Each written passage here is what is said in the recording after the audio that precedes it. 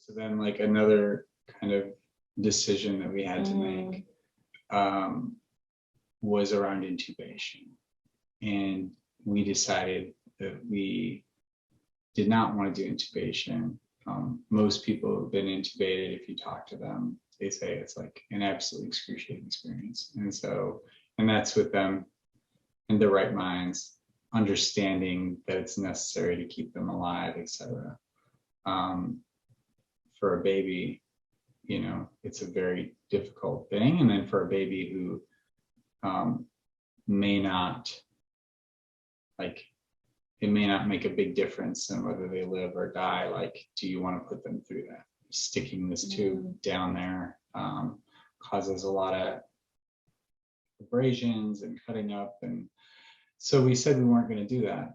And then ironically, these two decisions kind of came together because we had him at home, he developed a hernia. It was causing him pain. Yeah. So it was super painful. Yeah, Ashley called the hospital and the doctors and their schedulers, and she organized to have 2 surgeries at once. Have the doctors operating, you know, they were like in rooms next to each other and they would just swap out like that.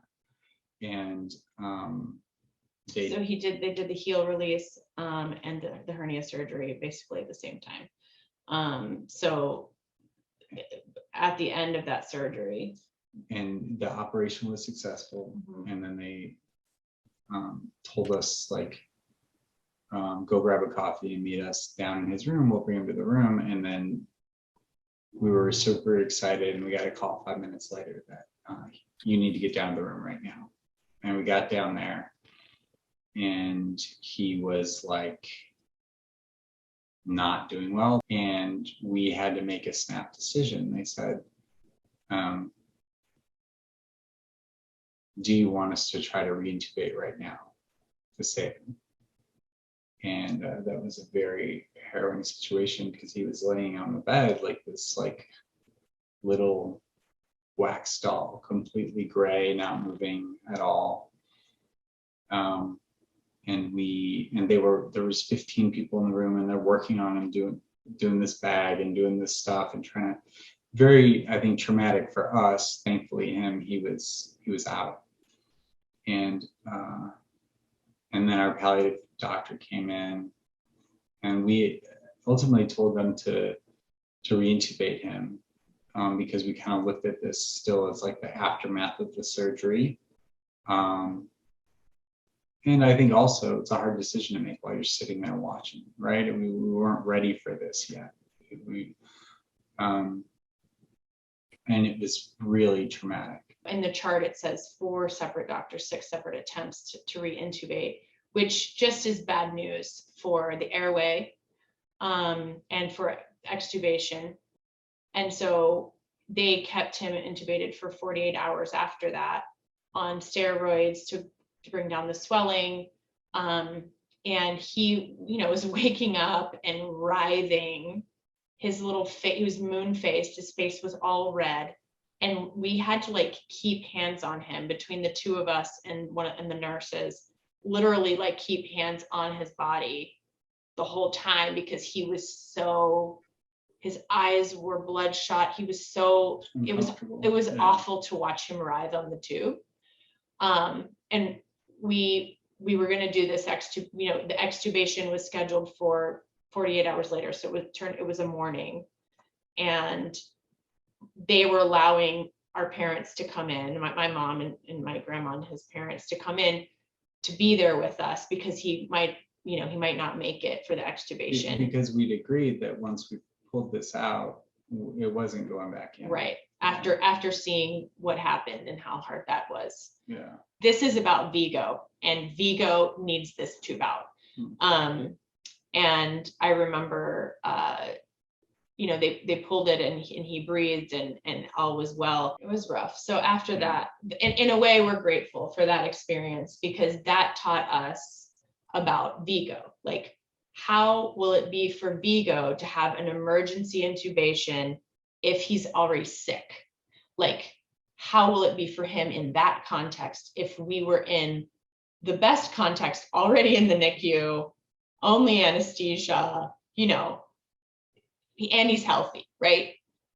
So we learned a lot from that experience that really helped us. And it became very relevant 3 months later when he was dying. Right.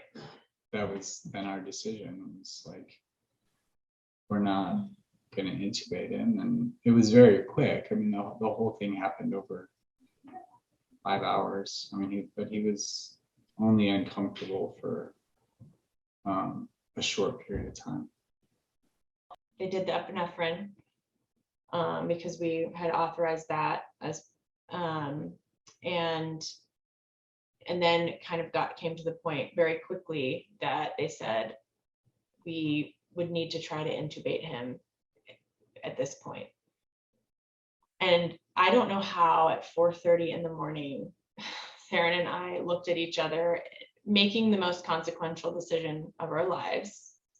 At least it felt like that. And we both said no.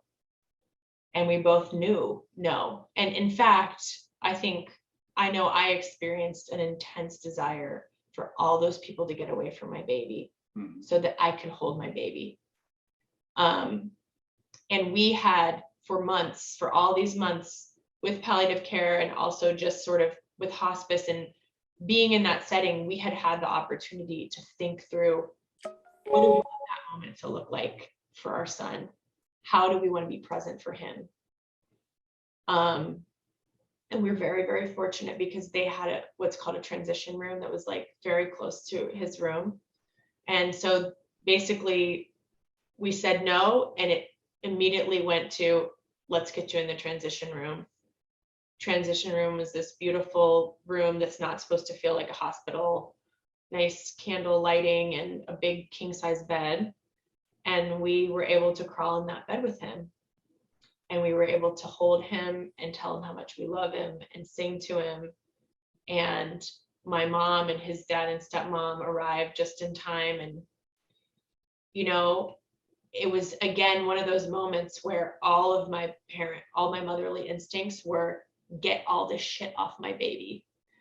And I just remember when they came in and they said, even though they had this mask that was pushing air into him, they said, his numbers are dropping. For the transition room, all the monitors are in the hallway, so we didn't have to see them. And they said, we think when we take this mask off, it's going to happen quickly. And I just remember, again, being like, take it off of him.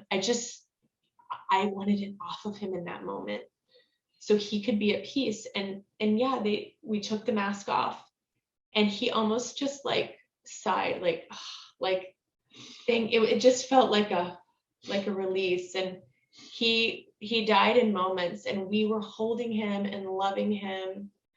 And that being able to give him a peaceful death is something that was really, really important for us. We could not give him a peaceful birth, but we were able to give him a peaceful death.